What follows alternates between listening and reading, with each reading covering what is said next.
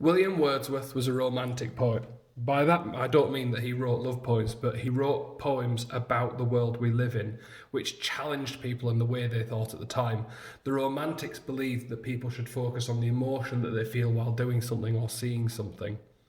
During this time, when he wrote it in 1850s, epic poems of large length were common, as were poems which looked at the world and man's place within it. This extract of the Prelude is from a much larger poem. It looks at the spiritual and moral development of a man growing up. Now, it's William Wordsworth's autobiographical poem, and he's from the Lake District, so we can assume that there are ideas tied in from that locality. It was published shortly after his death in 1850. One summer evening led by her. Now, her, to start off with, is unclear who she is. So it's unclear who she is. The idea is, if we look at the earlier parts of the poem, it sounds like it's nature personified.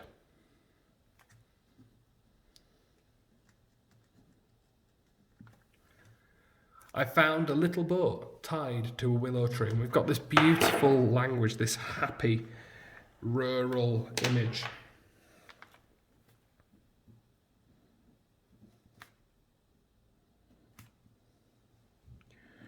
Remember, rural doesn't necessarily mean farms, it means anything to do with nature or in the countryside, away from the industrialisation that William Wordsworth would have seen in the cities at the time. On the third line, within a rocky cove, its usual home, there's some sort of sense of familiarity. With this, he seems to know the area. And straight eye unloosed her chains, and then straight eye unloosed her chain. We've got this immediate confidence. So the start of the poem shows us this confidence that he's been led by nature itself. He's happy, he's familiar. It's a very positive start to the poem. Straight eye unloosed her chain and stepping in pushed from the shore. It was an act of stealth. Now here we have this first sort of hint at something negative, and it's this foreshadowing idea.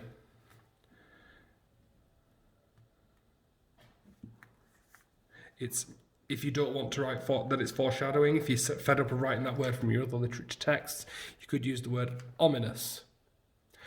And it's the first clue that something's not right.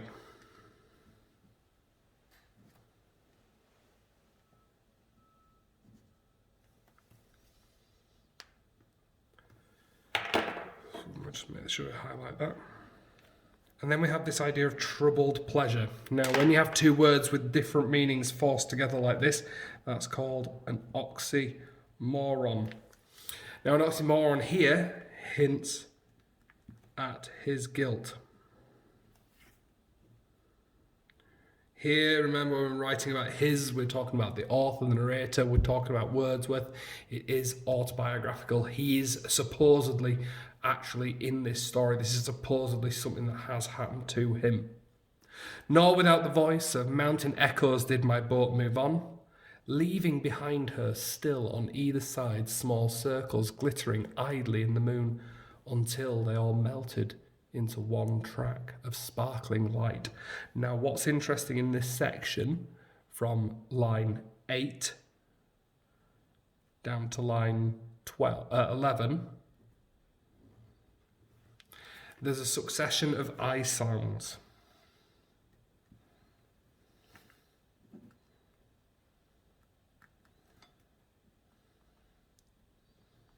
So that succession of sounds helps the poem flow, which is harder than I thought to say.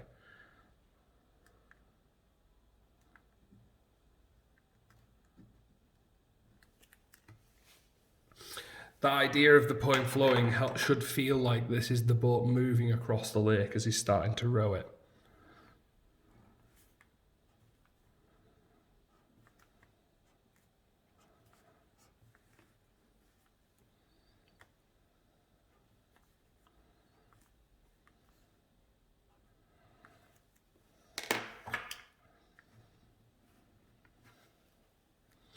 Proud of his, but now like one who rows, proud of his skill to reach a chosen point with an unswerving line. And we have, again, just a reiteration of that confidence there.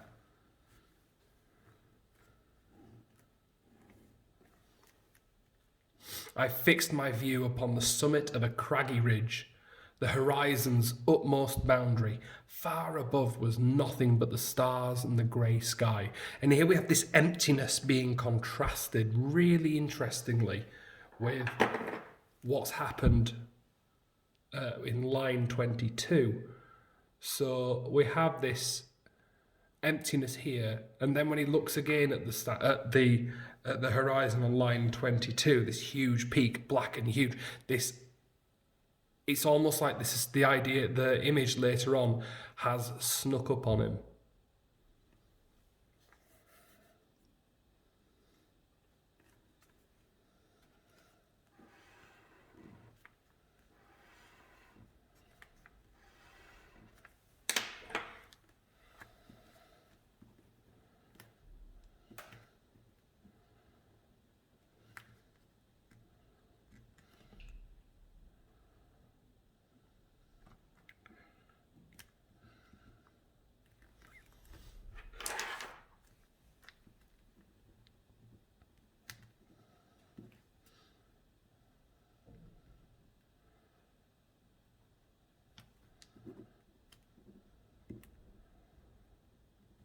So like I said, that contrast makes the appearance of that mountain later on more shocking to him. Remember, he's writing about how nature could make you feel, not how it should. Starting then on line 17, she was an elfin pinnace, and we have this idea of this language and this metaphor. To say something was elfin makes it fairy, so an elfin pinnace would be a fairy boat.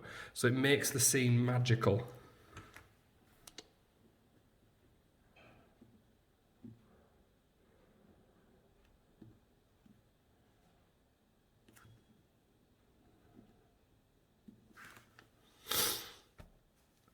Lustily I dipped my oars into the silent lake, and as I rose upon the stroke, my boat went heaving through the water like a swan. And we have this confident language once again, like a swan. So the simile here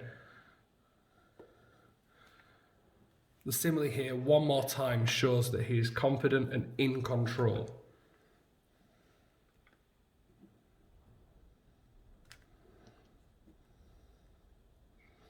It offers us a really nice contrast to line 21 to 22. And this idea that suddenly, and we have this moment here, line 21, which is the Volta of the poem, the turning point of the poem. So that Volta where we have that tonal change from the confidence of the first section into this quasi-fear that he feels later on. The simple word here is emphasised structurally by being at the start of the line. So we move from confidence to fear. So we've got this, and like I said, we've got that emphatic placement of the when at the start of the line.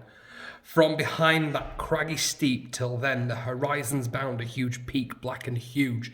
And we have all this imagery, and it's suddenly very dramatic.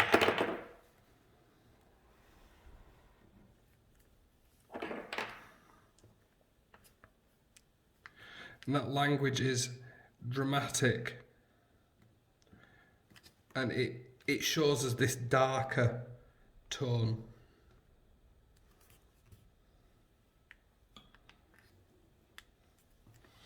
As if with voluntary power, instinct upreared its head. And here we have the personification. And that personification of it, up the mountain raising its head. And it's like it's looking at him. And it's this ugly image contrasting to the earlier beauty that we've seen. With the swan mentioned and the elfin pinnace. And all of these small circles. And just all these really calm images are very contrasted.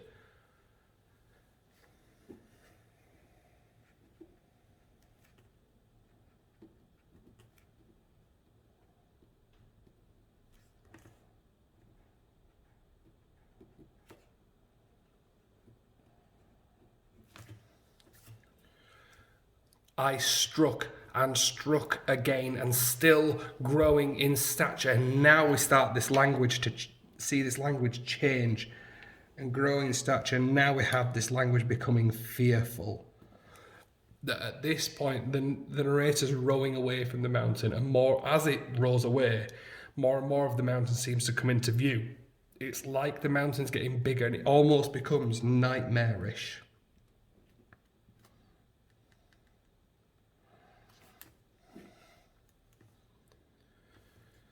The grim shape towered up between me and the stars, and still for so it seemed. And we've got this sibilant sounds creating this sinister mood here. So we have the shape towered up between me and the stars, and still for so it seemed.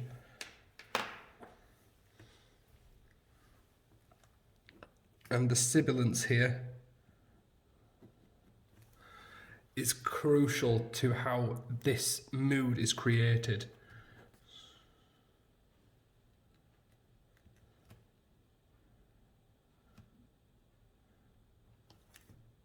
And with purpose of its own and measured motion, it strode after me. The mountain seems to have almost a confidence of its own. So the purpose of its own, measured motion, strode after me, and linking these three things together shows in this personification here. It's, like I said, the mountain is calm, or the mountain is, in actual fact, I would prefer to say that the mountain is confident, which contrasts the narrator. With trembling oars I turned, and through the silent water stole my way.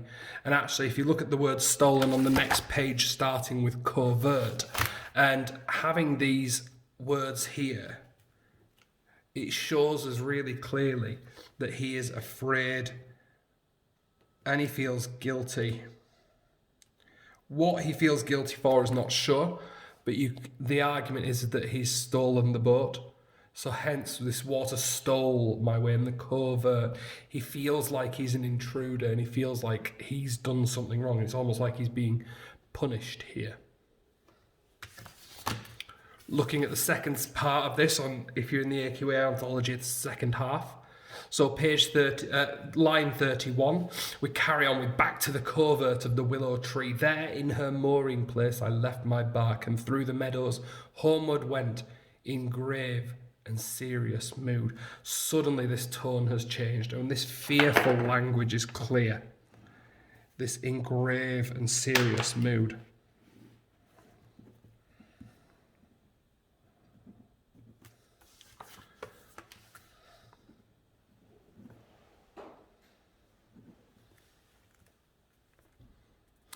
That spectacle, for many days, my brain worked with a dim, undetermined sense of unknown modes of being. We're getting a bit vague.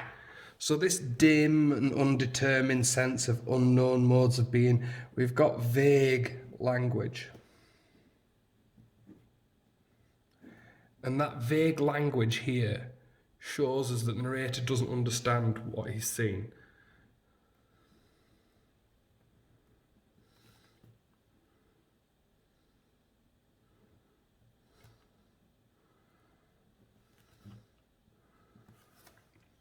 Oh, my thoughts, they're hung, a black darkness, call it solitude. Here we've got this hint at mental health, that he is suffering from seeing this. We've got this hinting at depression.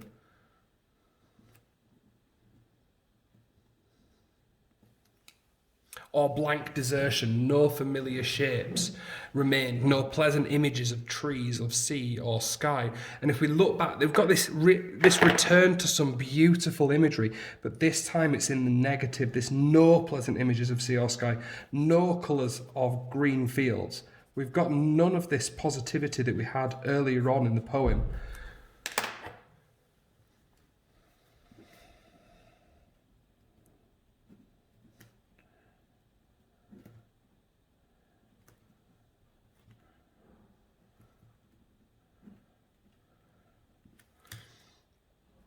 And then we carry on, but huge and mighty forms that do live like living men.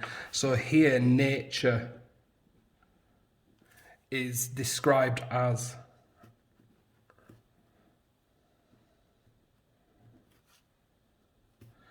powerful, almost like it's conscious of what it's doing, like it's a sentient being, and it's influential on our lives.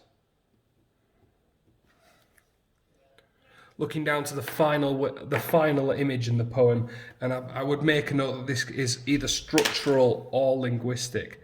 You could write about it in both ways. That finishes with an unsettling image. That trouble to my dreams, the fact that it's disturbing his sleep. It helps us empathise with him. Every one of us at some point has struggled to sleep.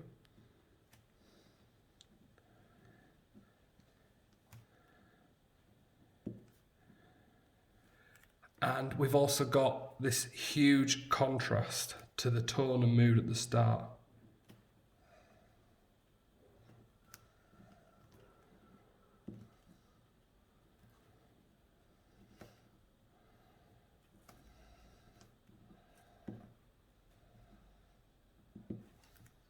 Themes in this poem, there's 3 themes to think about.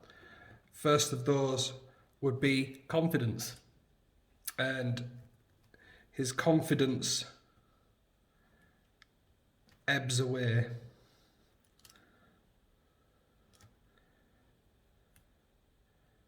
In the poem. A second idea that I think about would be the obvious one of fear, in that nature is more powerful than humanity.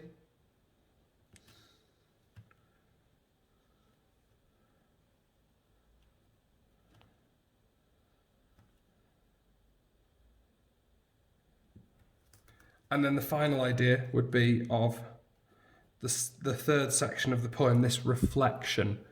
And the poet or narrator reflects on how the incident has changed him. Going back to the first page of the poem and the comparative notes at the top. The easiest one here and the most obvious one would be to compare the power of nature, or almost the power of fear of nature. And then you can have that with storm on the island. You could compare that with exposure and Wilfred Owen's poem about the wintering soldiers. You could also compare it with Ozymandias. There's a great many others that you could compare it with as well. You talk about the River Thames in the poem London. To think about how it's changed him by the experience. So talk about being changed by the experience. For that one, I would compare it with the poem Remains, where he's obviously changed by what happens when he shoots the bank robber. When we have it with the poem Kamikaze, where the pilot's ignored by his family. You could also talk as well about War Photographer. So actually, the Prelude is a good one to learn because it's got so many possible comparisons. It's one of those utility knife sort of poems that could be very helpful for you to learn.